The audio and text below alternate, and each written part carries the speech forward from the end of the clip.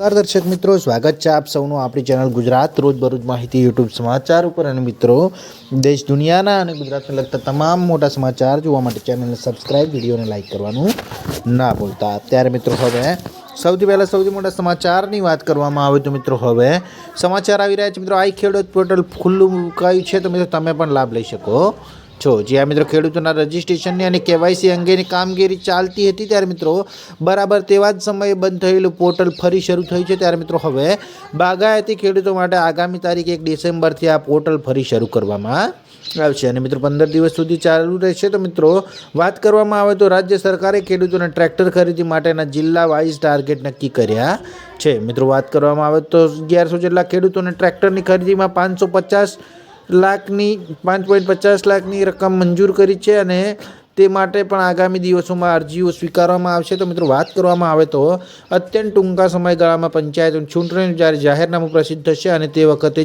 ખેડૂતો જુદી જુદી યોજનાઓ માટે પોર્ટલ પર અરજી કરી શકશે, જે ખૂબ જ મોટા સમાચાર આવી રહ્યા છે।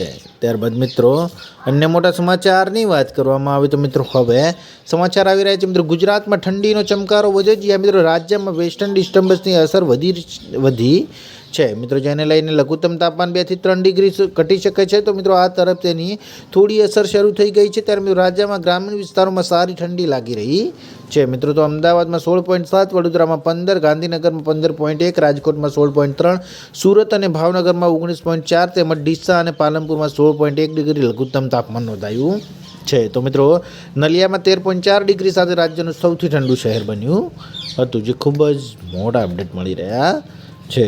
ત્યારબાદ મિત્રો, અન્ય મોટા સમાચારની વાત કરવામાં આવે તો મિત્રો, હવે સમાચાર આવી રહ્યા છે। મિત્રો, ધંધો કરવા સરકાર આપી રહી છે સબસિડીવાળી લોન। જી હા મિત્રો, જો તમે પણ ધંધો કરવા માગતા હોય અને તમારી પાસે નાણાં વાજપાઈ નથી તો ચિંતા કરશો નહીં, કારણ કે મિત્રો તમે સરકારની વાજપાઈ બેન્કેબલ યોજના હેઠળ લોન લઈ શકો છો। તો મિત્રો, ખાસ વાત હેઠળ શહેરી ગ્રામ્ય વિસ્તારોમાં બેરોજગાર વ્યક્તિઓને રોજગારી પૂરી પાડવાનો આશય રહેલો છે। મિત્રો, સહાય માટે BLP gujarat.government.in પર ઓનલાઈન અરજી કરી શકો છો, જેમાં મિત્રો 30 થી 40% સુધી સબસિડી મળી શકે છે, જે ખૂબ જ મોટા સમાચાર આવી રહ્યા છે।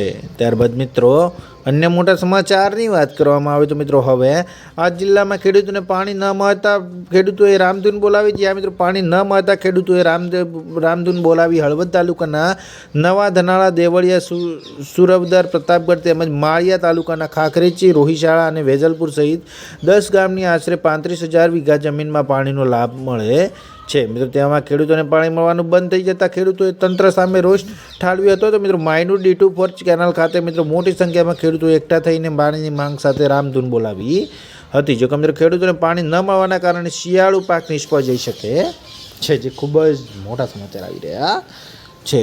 ત્યારબાદ મિત્રો, અન્ય મોટા સમાચારની વાત કરવામાં આવે તો મિત્રો, હવે સમાચાર આવી રહી છે। મિત્રો, દીકરીઓ માટે સરકારની એવી યોજના જેમાં મળી શકે છે તેમને 50,000 સુધીની સહાય। જ્યાં મિત્રો વાત કરવામાં આવે આ યોજનાની, તો દેશની દીકરીઓ માટે મિત્રો ભણી ગણીને આગળ વધે તે માટે PM નરેન્દ્ર મોદી સ્ત્રી સાક્ષરતા અને કન્યા કેળવણી પર હંમેશા ભાર મૂક્યો છે। મિત્રો, વાત કરવામાં આવે તો રાજ્ય સરકારની નમો લક્ષ્મી યોજના હેઠળ ધોરણ 9 થી 12માં અભ્યાસ કરતી દીકરીઓ માટે 4 વર્ષમાં ₹50,000ની સહાય ચૂકવવામાં આવે છે, જેના માટે સરકારે મિત્રો નમો લક્ષ્મી પોર્ટલ લોન્ચ કર્યું છે। તો મિત્રો, આ પોર્ટલ રજીસ્ટર કરી દીકરીઓ તેમના ભાવિ માટે સરકારની આ યોજનાનો લાભ લઈ શકે છે, જે ખૂબ જ મોટા સમાચાર આવી રહ્યા છે।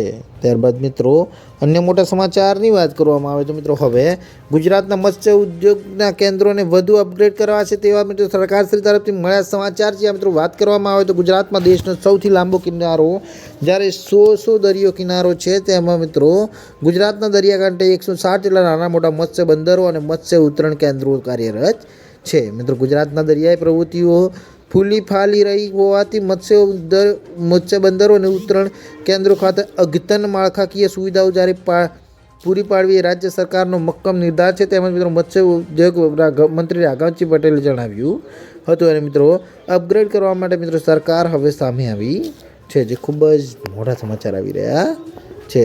ત્યારબાદ મિત્રો, અન્ય મોટા સમાચારની વાત કરવામાં આવે તો મિત્રો, હવે સમાચાર આવી રહ્યા છે। મિત્રો, ખેડૂતોને ખાતર ન મળે તો આ ટોલ ફ્રી નંબર ઉપર કોલ કરી શકે છે. જ્યાં મિત્રો વાત કરવામાં આવે તો રાજ્ય સરકારે ખેડૂતોને મોટી રાહત આપતા રાજ્ય ખાતર ઉપલબ્ધ અંગે હેલ્પલાઇન નંબર જાહેર કર્યો છે. મિત્રો વાત કરવામાં આવે તો સરકારના દાવા પ્રમાણે રાસાયણિક ખાતર ડીએપી અને એનપીઓ કે પૂરતો જથ્થો સરકારી મંડળીઓ તથા ગુજકો માસોલ ડેપોમાં તબક્કાવાર ઉપલબ્ધ થઈ રહ્યો છે. જેના માટે મિત્રો જિલ્લાઓમાં રાસાયણિક ખાતર ડીએપી અને એનપીકેની ઉપલબ્ધતા પૂરતા પ્રમાણમાં છે.